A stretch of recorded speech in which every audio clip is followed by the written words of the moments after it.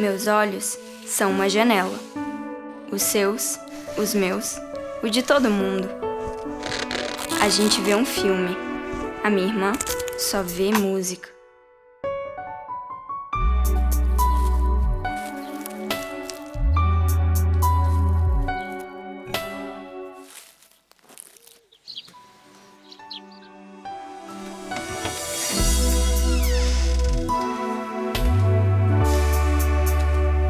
Ó, fiz pra você, formiguinha.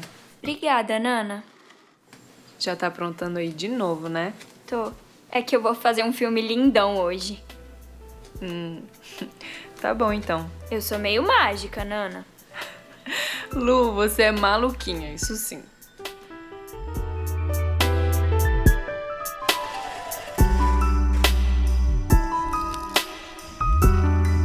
A Nana tem o mundo dela. O filme da Nana tem uma tela preta. Mas será que ela enxerga só isso?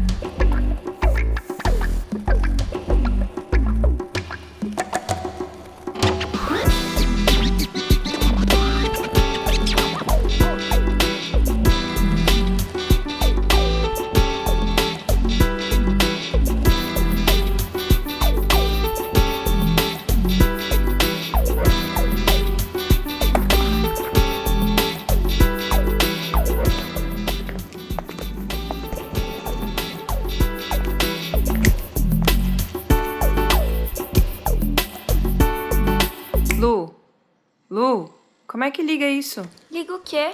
Ai, isso não vai funcionar, Lu. Isso é uma caixa de papelão. Calma, Nana.